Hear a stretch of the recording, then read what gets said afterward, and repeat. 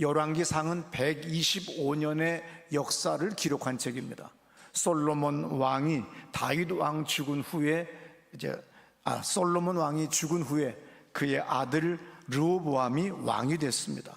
이때 아버지 솔로몬 왕 때에 핍박을 받았던 여로보암이라는 사람이 에집트로 망명 갔다가 그의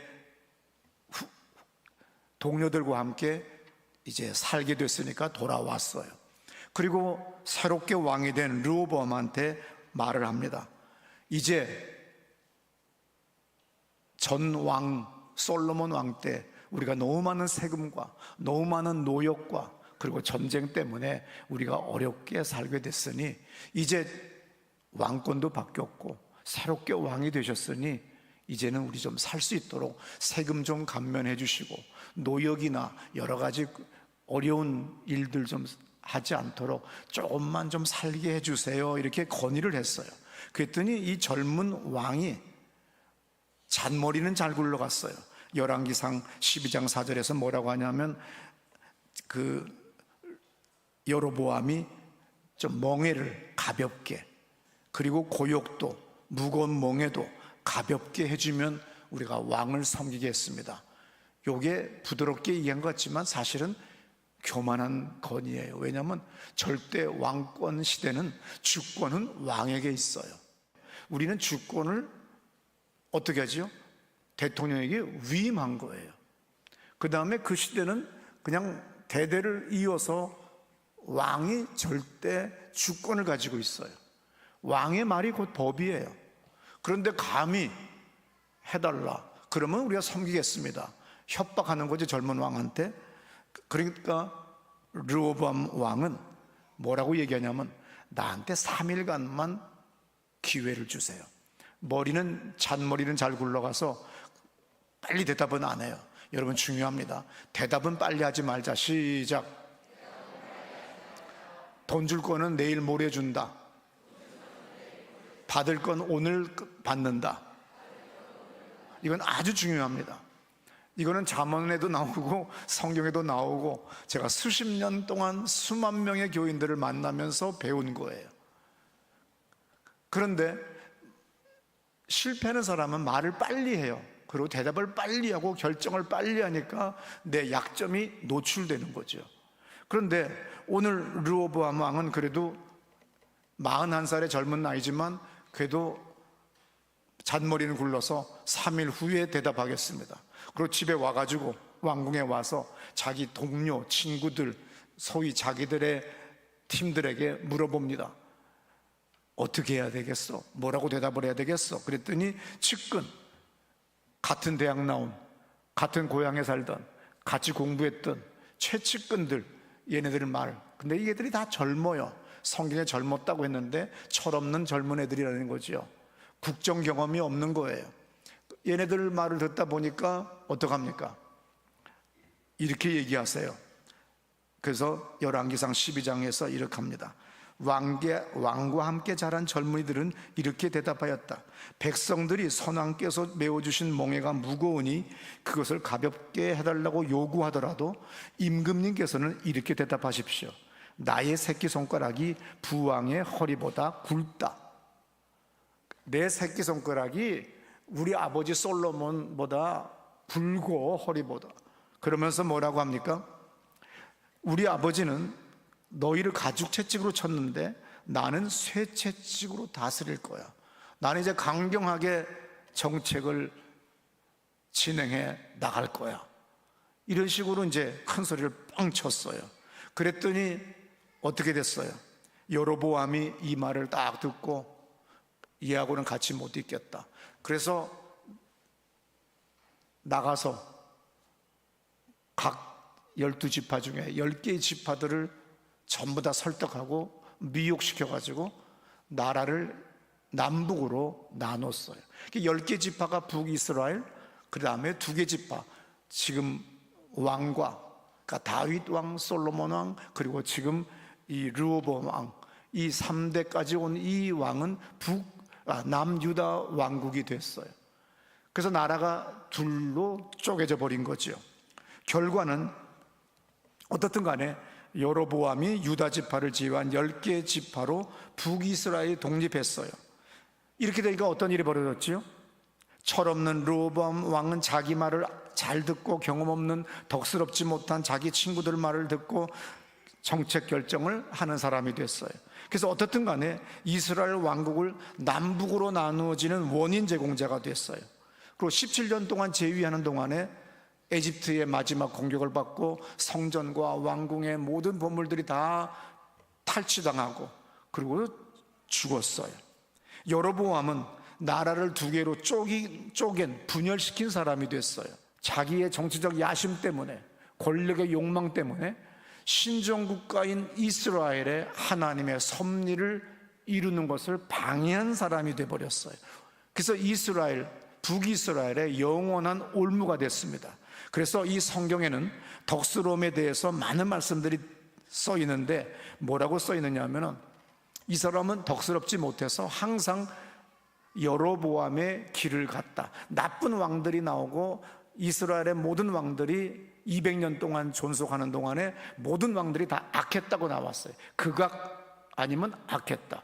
그러면서 이 사람의 꼭 끝에는 뭐라고 써 있냐면 르호보암의 길을 걸었다 이렇게 써요. 그러니까 얼마나 엄청난 거예요. 덕을 세운다고 하는 것이 중요한 건데 하나님 앞에 덕을 못 세우고 백성들 앞에도 덕을 세우지 못하고 역사 앞에 덕을 세우지를 못해요. 성경에는 덕을 세운다 그러면 우리는 동양사고나 우리가 한문으로 그런 덕자를 쓰고서는 그렇다고 하지만 우리는 그렇지는 않아요. 기독교의 덕은 약간 좀 달라요. 그래서 우리는 성경의 덕스러움을 다시 배워야 됩니다. 근데 덕을 세운다고 하는 말은 크게 두 가지, 교회의 덕 세우는 것과 개인에게 덕을 세우는 것 두 가지가 크게 성경의 덕이에요. 그런데 고린도전서 8장 1절에도 사랑은 덕을 세우나니 그랬어요. 또 고린도전서 10장 23절에도 덕을 세우는 것이 아니니 그래요. 또 14장 26절에 보게 되면은 뭐라고 써 있어요? 잘 들어보세요. 그런즉 형제들아 어찌할까 너희가 모일 때에 각각 찬송시도 있으며 가르치는 말씀도 있으며 계시도 있으며 방언도 있으며 통역함도 있나니 모든 것을 덕을 세우기 위하여 하라. 개인적으로 자신에게 덕을 세우는 일도 중요해요. 그래서 베드로전서 1장 5절부터 이런 말씀이 있어요. 그러니 여러분은 열성을 다하여 믿음에 미덕을 더하고 미덕에 지식을 그랬어요. 믿음이 있죠. 교회 다니면 신앙들 다 좋아요. 그런데 신앙만 있으면 실패해요. 덕스럽지 못하면, 좀 쌍스러운 말로 싸가지가 더러우면 인생 끝나는 겁니다. 그러니까 좋은 말로 얘기하면 덕스럽다는 거, 더 좋게 얘기하면 미덕. 그런데 이거를 좀 쌍스럽게 표현하면 싸가지가 더럽다. 그러니까 싸가지가 좋아야 된다 이 뜻이에요. 그래서 신앙 좋으냐, 믿음이 좋으냐, 그럼 믿음에 미덕을 더해라 그랬어요. 이것이 베드로 전서를 기록한 베드로의 이야기예요. 사도 바울도 베드로도 예수님도 계속 덕에 대해 얘기합니다. 개인적으로 신앙생활 잘하는 사람들 많이 있어요. 새벽기도 잘해요, 헌금도 잘합니다, 봉사도 잘합니다, 말씀 묵상 아침에 일어나면 잘해요. 개인적인 건 잘해요. 그런데 사회성이 없어요. 지소리만 해요. 고집을 부려요. 그런 사람이 목사하면 교인도 피곤하고 서로가 피곤해서 교회나 성당이나 절이나 어디나 나중에 두쪽나고 사람들이 시험 들고 떠나는 것들 많이 있습니다. 이기적이고 독선적이고 포용을 못하고 판단, 정죄, 단정, 원망, 불평 많이 하면 인생 더러워져요. 그래서 딴 것 없어요. 로마서 1장 21절에 하나님을 알되 하나님을 영광롭게도 아니하며 감사치도 아니하고 그랬어요. 그리고 그 생각이 허망하여지며 미련한 마음이 어두워졌으니, 그러니까 싸가지가 더럽게 없는 것이 감사하지도 않고 원망 불평을 계속 하잖아요. 그러면 아, 저거 인생 끝났구나 이래, 저 사업 끝났구나 이렇게 알 수 있어요. 근데 언제쯤 끝나나 하고서 이제 가만히 있다 기도해보면 이게 숫자가 보여요. 저도 처음에는 몰랐어요. 어떤 암 환자가 너무 고통스러워서 40년 전에 제가 기도를 해드렸더니 순간에 고통이 사라졌습니다. 그랬더니 아들들이 막 낳았다길래 난 게 아니고 고통만 사라진 겁니다. 그런데 3자가 보였는데 이게 석 달 후에 돌아가실지 3일 후에 돌아가실지 3시간 후에 돌아가실지 3년 후에 돌아가실지 내가 아직 젊어서 그건 잘 모르겠으니까 그냥 그러니까 치료받은 거 아니니까 오해는 하지 마십시오. 고통만 사라진 겁니다. 그리고 저는 부흥회를 갔다가 왔는데 주일날 만나 뵀어요. 정말 3일 후에 돌아가셔서 장례식 끝나고 어저께 다 끝났습니다. 이제는 나이도 어느 정도 들었으니까 이게 3시간이다, 3일 후다, 3년 후다, 이게 알 수가 있는 거죠. 로마서 14장 19절에 그러므로 우리가 화평의 일과 서로 덕을 세우는 일을 힘쓰나니, 여러분 항상 직장이나 가정에서나 어느 집단에서 평화를 위하여 그리고 서로를 위하여 덕을 세우는 일에 힘을 써야지, 이간질을 하거나 욕하거나 판단 정지하는 사람은 절대로 오래 못 가요. 정의의 하나님, 전능하신 하나님, 공의 하나님이 꼭 쳐다보고 계시고 역사한다는 걸 믿으시기 바랍니다. 로마서 15장 2절에 우리 각 사람이 이웃을 기쁘게 하되 선을 이루고 덕을 세우도록 할지니라 그랬어요.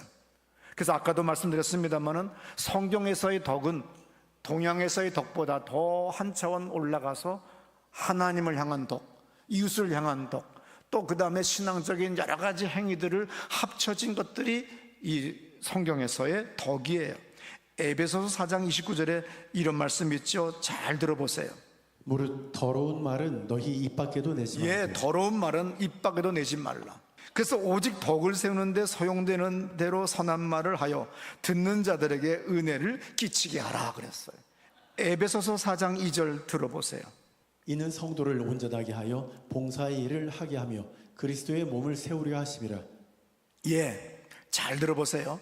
박사학위 땄어요. 유학 갔어요. 영어도 잘해요. 외국어도 막 2-3개 해요.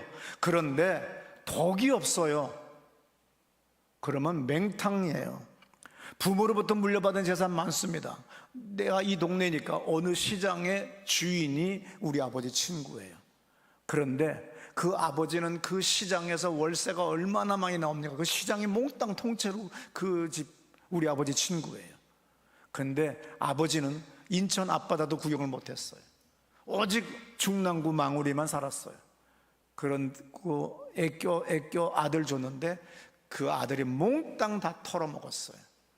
재산 물려받은 게 중요하지 않아요. 덕스럽지 못한 짓을 계속 했어요. 그랬더니 다 날라갔어요. 세상으로부터 얻은 건 많아요. 성공했어요. 그런데 나중에 덕스럽지 못해요.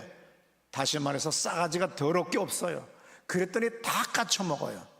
이거를 성경에서는 뭐라고 하느냐면 레위기 20장 22절에 이렇게 말했어요. 내가 너희를 인도하여 거주하게 하는 땅이 너희를 토하지 아니하리라 그랬어요. 하나님이 토한다. 하나님이 그 땅에서 우리를 토해버리시고 내치신다고 하는 말이 성경에 많이 써 있습니다. 계시록 3장 16절에서도 네가 이같이 미지근하여 뜨겁지도 아니하고 차지도 아니하니 네 입에서 너를 토하여 버리라. 주님은 우리를 토하여 버리고 내쳐버리고 땅에서 내쫓아 버린다는 거예요. 범죄하면 아담도 계속해서 어떤 일이 벌어져요? 가인도 그 땅에서 유리하며 사는 거예요.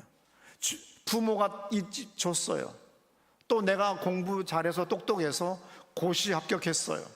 또 정치인이 돼서 대통령도 되고 장관도 되고 국회의원도 됐어요. 근데 이번에 보궐선거도 있습니다. 근데 그게 뭐예요? 그 땅이 내 친구예요. 그 땅이 거절한 겁니다. 회사도요. 꼭 무슨 과, 고자리, 고담당, 고책상에 있는 인간만 계속 사고나고 죽고 쫓겨나. 직장 다녀보세요. 큰 직장 많이 다녀봐요. 난 학교에 교목을 하니까 이 5개 학교에 수백 명의 교사들 봤잖아요. 평안하게 잘 살 줄 알았어요. 그런데 벼랑간 변사, 돌연사 여러 가지 사고로 그 좋은 직장 누리지 못하고 떠날 수밖에 없는 걸 나는 많이 봅니다. 목사 얼마나 좋은 일이에요. 하나님께 선택받았는데 그 교회에서 죽어요. 그 교회에서 쫓겨나요. 장관, 국회의원 얼마나 대단해요. 근데 하루아침에 구설에 오르고 그 다음에 쫓겨나요. 그래서 시편 기자가 뭐라고 합니까? 구설에 휘말리지 않게 하옵소서. 이 기도는 정말 중요합니다. 성공한 사람은 좋은 소문난 사람이에요.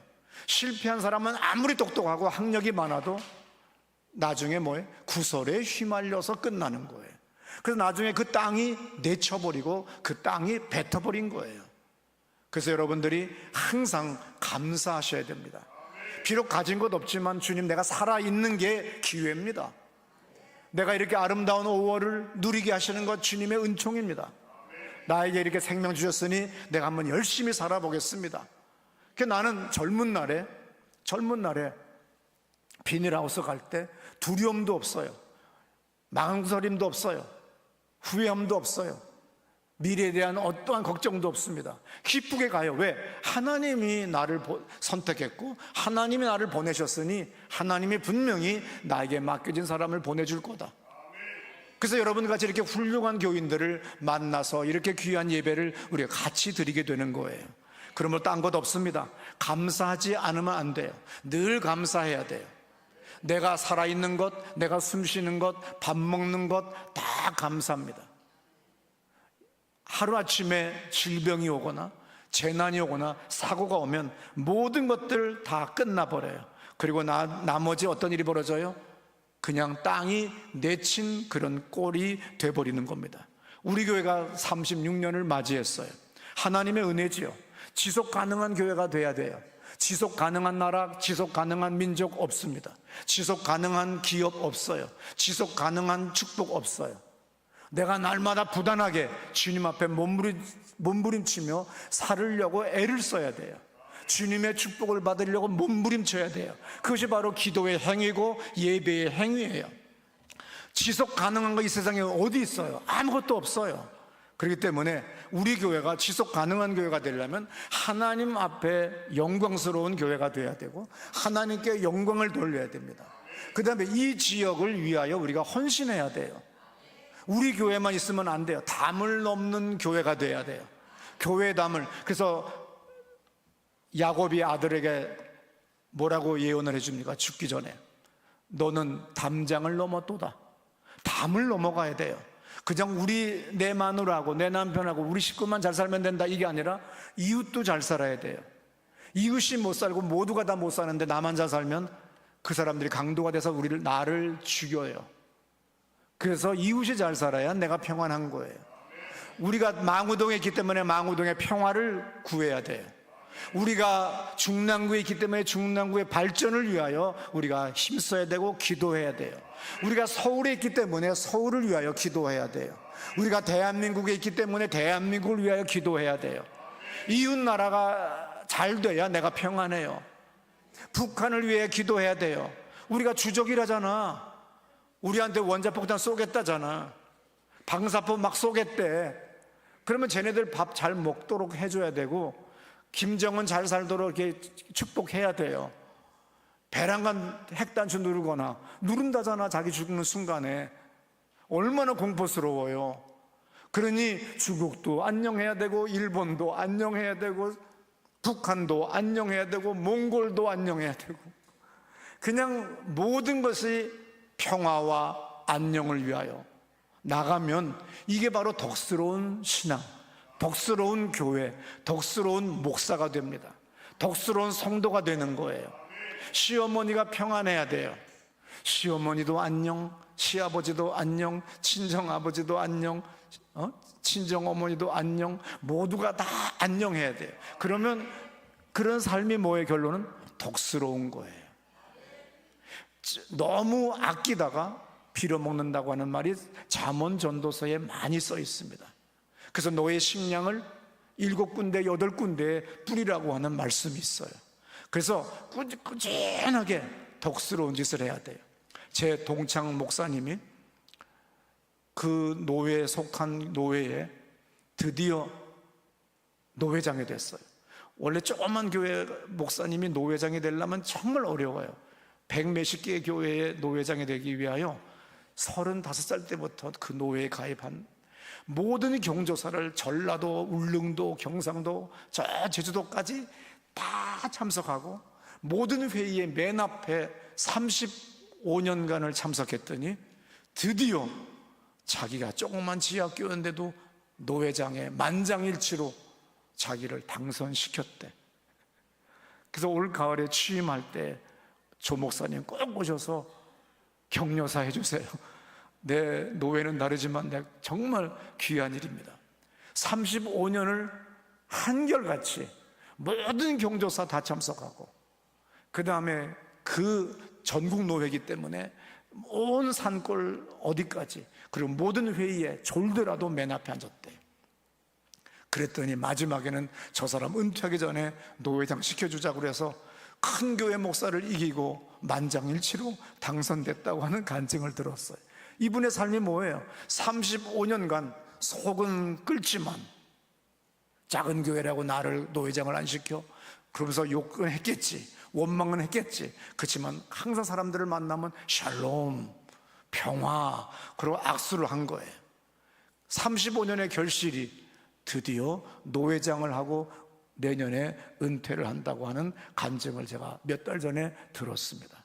여러분들 부디 모든 세상을 향하여 덕스러운 존재가 되어서 땅이 여러분들을 토해내는 것이 아니라 땅이 여러분들에게 축복의 놀라운 은총을 내려주는 그러한 삶이 되시기를 축원합니다. 우리 다 자리에서 일어나셔서 하나님, 내가 싸가지 없는 짓 한 거 회개합니다. 내 부모님에게, 배우자에게, 자녀들에게, 일가 친척에게, 내가 이 세상에게 나만을 위하여 살았던 것들을 회개합니다. 우리 교회가, 내 인생이 덕스러운 삶을 살겠습니다. 덕스러운 교회가 되겠습니다. 덕스러운 가정이 되겠습니다. 덕스러운 회사가 되겠습니다. 주님, 나를 축복해 주옵소서. 우리 1분간만 우리 오른손 번쩍 들고 기도합시다. 하나님 아버지, 우리가 예수님의